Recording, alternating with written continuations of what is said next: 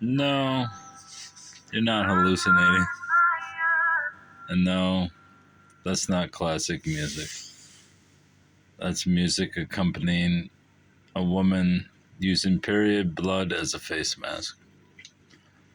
How I got to that point tonight, you shall never know. But it's Christmas Eve, so what else would a alien human witch hybrid vampire do?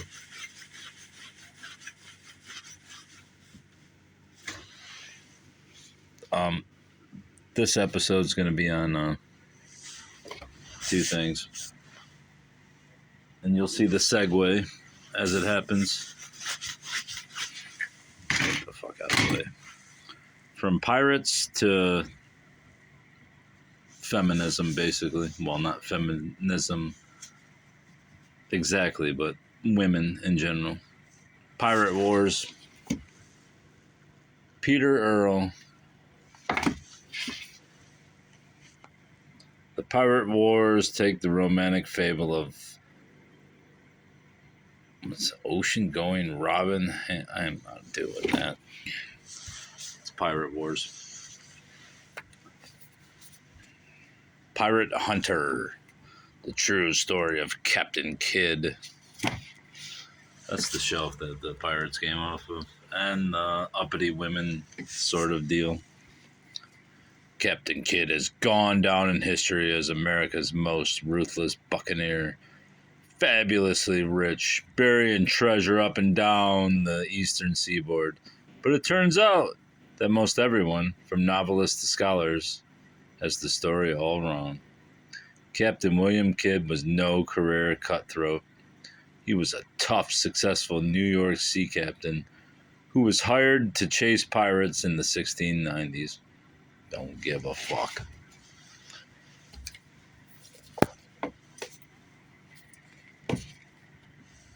Buccaneers and Pirates of Our Coasts by Frank 8R. Stockton. Sorry, I had a beer too, so I'm a light drinker. This book brings vividly to life the true stories. Some humorous, some blood-curdling, all fascinating. Here, let's get more. Since they mentioned blood. Every time there's a blood mention, I'll go right to the face mask.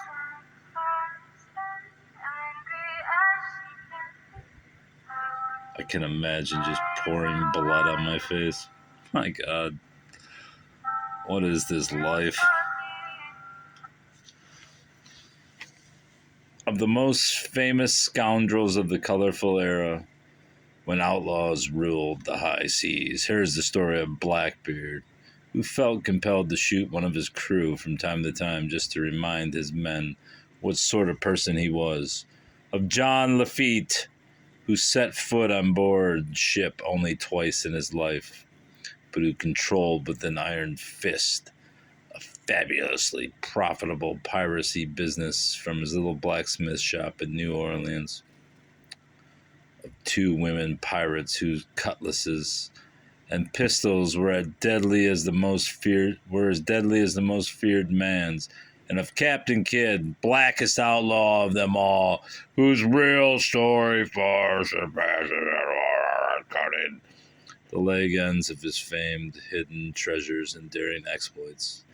You will thrill to these and other hair-raising tales of fantastic men and bold adventures, told in a style as lively as the Buccaneers' escapades. Right.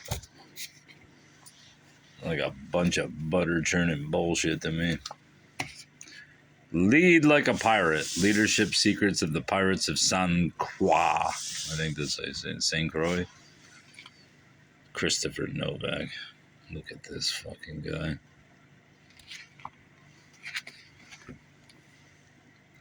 Learning the secrets to effective team leadership has never been more fun. Yeah, I don't care. Look at him. I don't like him. He looks like Marty Feldman. Fuck that guy. Under the Black Flag. The Romance and the Reality of Life Among the Pirates by David Cordingley. plenty of thrills and adventures to satisfy any reader. Look at this guy. He's the foremost expert on pirates. For many years, the curator and head... I can't read that shit. Pirates are so much a part of legend that it is easy to forget they actually existed. Under the Black Flag tells their story in a rollicking account of the golden age of piracy that is packed with history, anecdote, and above all, adventure. Here are true stories of such bloodthirsty, legends as Blackbeard and Captain Kidd, as well as such notorious female brigands as Anne Bonny and the fearsome Marty Reed. And here are rousing descriptions of what ship pirates sailed, what punishments they exacted, what they really wore, and how they flourished or perished, from the smoky havoc of shipboard battle to the loneliness of a fugitive's life at sea. This spellbinding narrative vividly brings the brutal world of pirates to life. Great. Thank you, David. We're almost at the bitches. Hold on. From Mutiny on the Bounty to a modern-day legacy of sexual mayhem, the dark secrets of Pitcairn Island reveal Lost Paradise.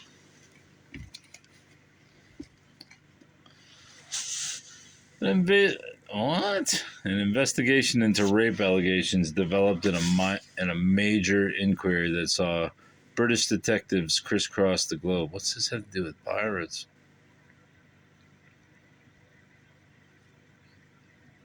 Interviewing dozens of Pitcairn women. Their conclusion was that not nearly every girl growing up on the island in the last 40 years had been abused, and nearly every man had been an offender. The men were not shunned, not even by parents living side by side with their daughters, alleged rapists. No outraged mob surrounded their houses. There were no fights, not even harsh words traded. The vitriol was reserved for the victims who had broken the Pitcairn code of silence.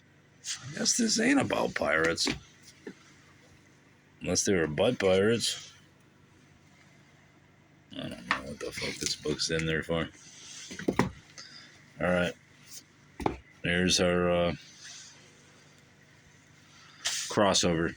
She Captains, Heroines, and Hellions of the Sea by Joan Druitt.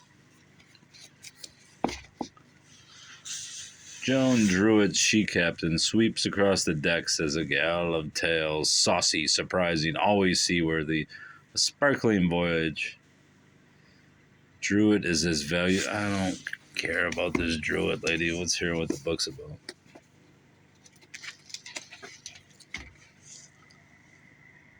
Long before women had the right to vote, earn money, or smear period blood on their face, bold women, she captains, distinguished for outrageous enterprise on the high seas, thrilled and terrorized their shipmates, performed acts of valor, and pirated with the best of their male counterparts. These astonishing women were drawn to the ocean beauty and its danger. In her inimitable,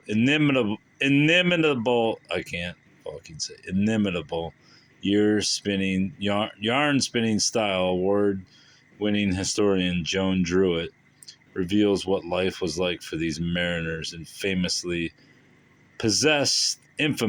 possessed of the bodies of women and the souls of men. Irish raider Grace Grania O'Malley, sometimes called the Bald Grania for her boyishly short hair, commanded 3 galleys and 200 fighting men. Female pirates Anne Bonny and Mary Reed, hey, we heard about those bitches earlier, were wanted by the law. Armed to the teeth with cutlasses and pistols, they inspired awe and admiration as they swaggered about in fancy hats. and expensive finery, killing many a man who cowered cravenly before them. All right, there's our crossover. Man, let's go right to this one since we did that one. How Not to Kill Your Husband by Kenneth C. Hutchin. I think this is supposed to be like a joke book. How executives execute themselves. I'm not reading this book. Let's see what it says at the beginning. The number of women who deliberately set out to kill their husbands is surprisingly small, remarks the noted physician and medical writer who is the author of this book. Nevertheless, don't let that go turn off. Nevertheless, as Dr. Hutchin points out, many wives could hardly do a better job of slowly killing, even if they tried. This is particularly true of the wives of professional men and business executives. Just the men whose value the community as well as their families is irreplaceable. That wasn't the feminist trope that we were looking for. Let's move on.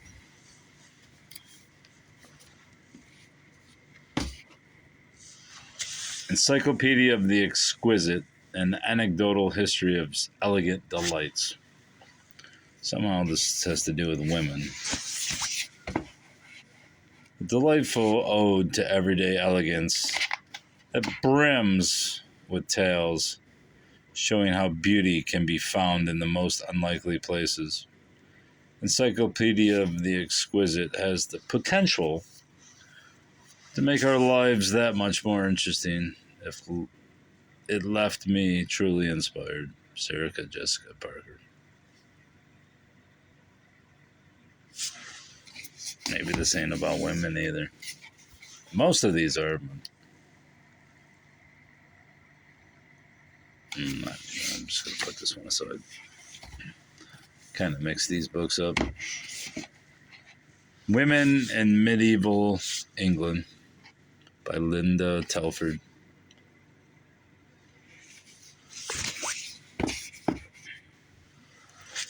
Given that I could scarcely find the moral work by an author which did not devote some chapter or paragraph to attacking the female sex, I had to accept their unfavorable opinion of women.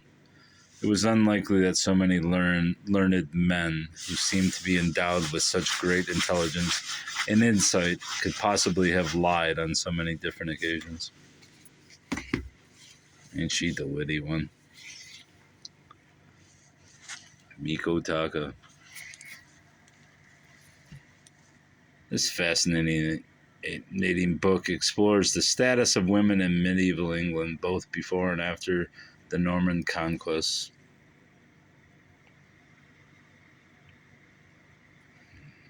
We're just going to skip ahead of this one. Back to fucking she captains. Alright, what's this say? I can't read it. The Scent of Women. What's that say? Teddy? Freddie? The Descent of Woman. Elaine Morgan. Man-made myth. According to the book of Genesis, God first created man. Woman was not only an afterthought, but an amenity.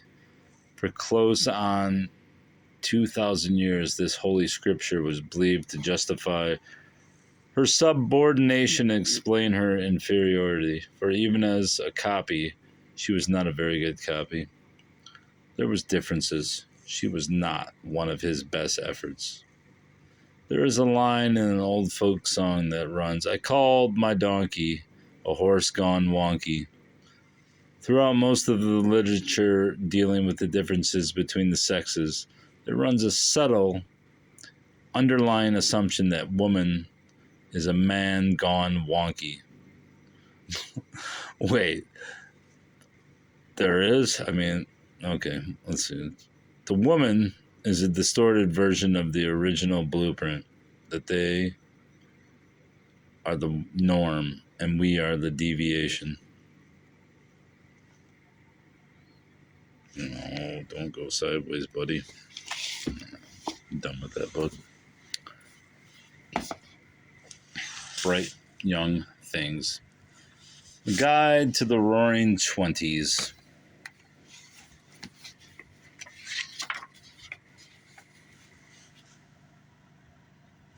I guess you could say that's feminism, maybe.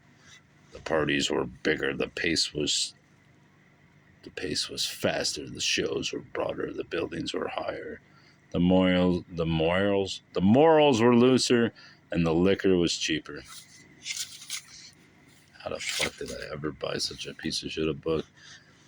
Welcome, you bright young things. Being a bright young thing means viewing life as one long party. Goodbye. Now, here we go. Let's get to the real nitty gritty here. Woman Against Woman by Mary J. Holmes.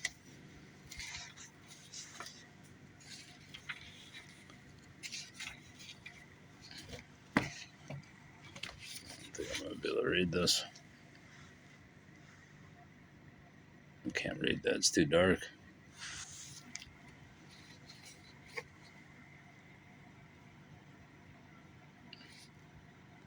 It's a novel, though. I can't remember what it's about.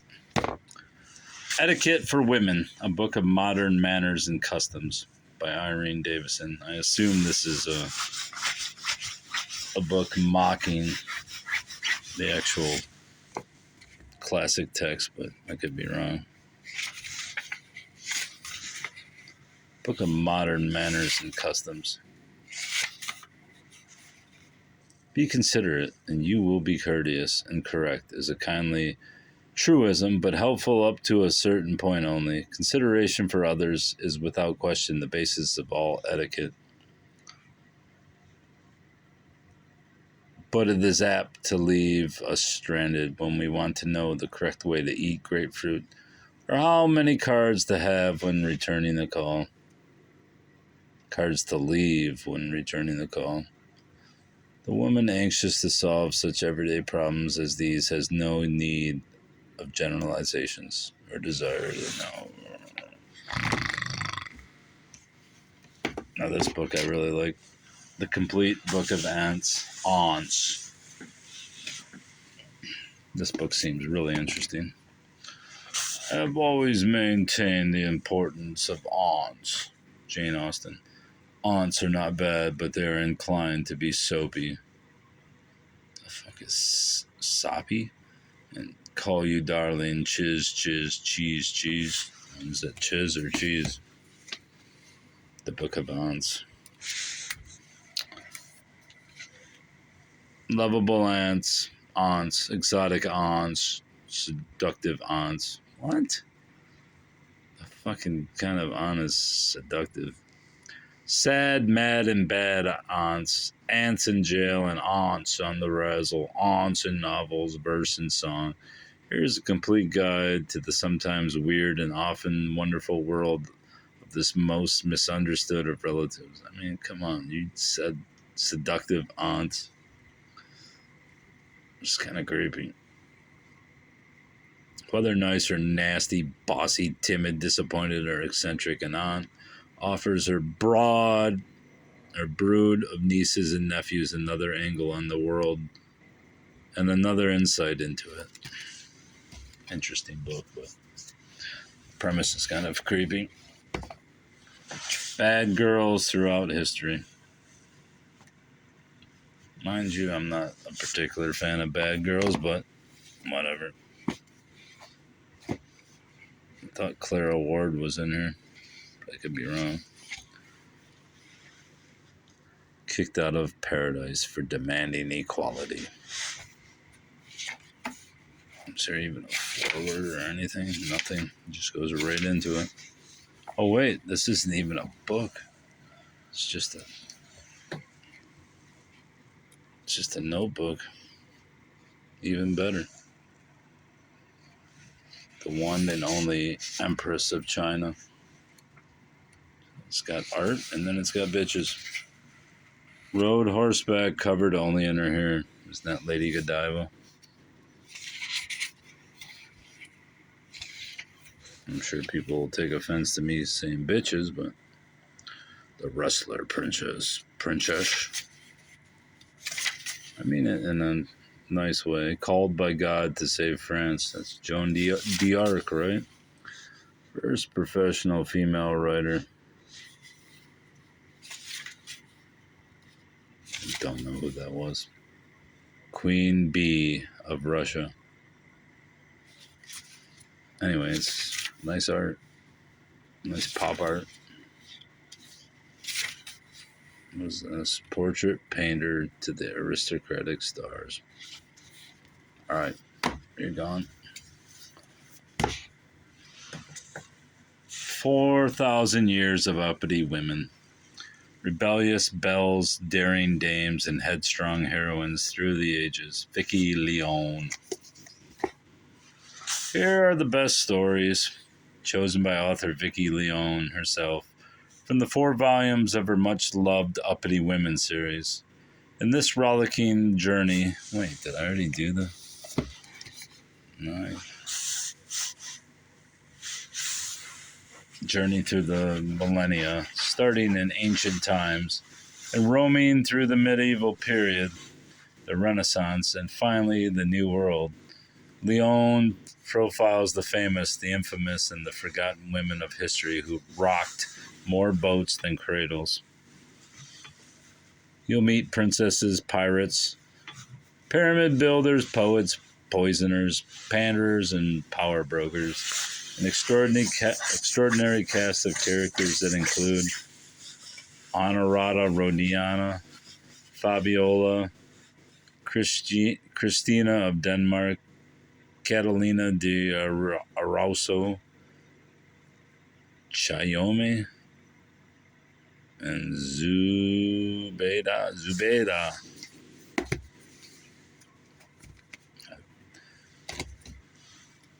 Shady Ladies. 19 Surprising and Rebellious American Women by Susan Ledbetter. Sarah Knight Borgenis Bowman. Who wants a wife with $15,000 and the biggest leg in Mexico? All right. Elsa Jane Guerin. Widowed at 16, she left her 2 children in a convent in order to earn a living and track down her husband's murderer. Francis Benjamin Johnston. In 1887, Francis bought one of one of George Eastman's first Kodak cameras and set to work as a professional photographer, capturing life as it was. The Fair Mrs. Laura Fair. Conviction for shooting. The Fair Ms. Fair's conviction for shooting and killing the man she hoped would be her 4th husband was overturned by the Supreme Court. That's something to be proud of. And then there it is. Princesses behaving badly.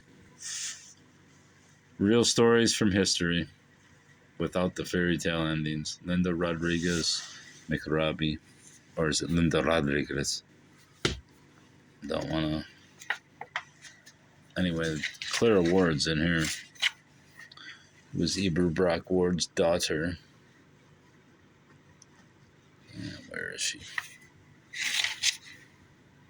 I shall read this chapter at some point. Clara Ward. The princess who ran off with a gypsy and a waiter and a station manager. That's pretty good, because she honestly did. One of the greatest stories in Detroit history.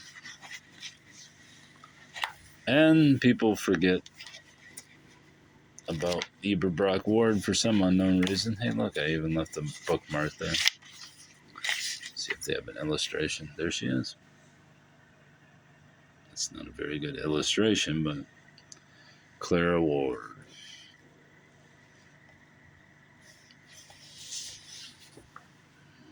The end.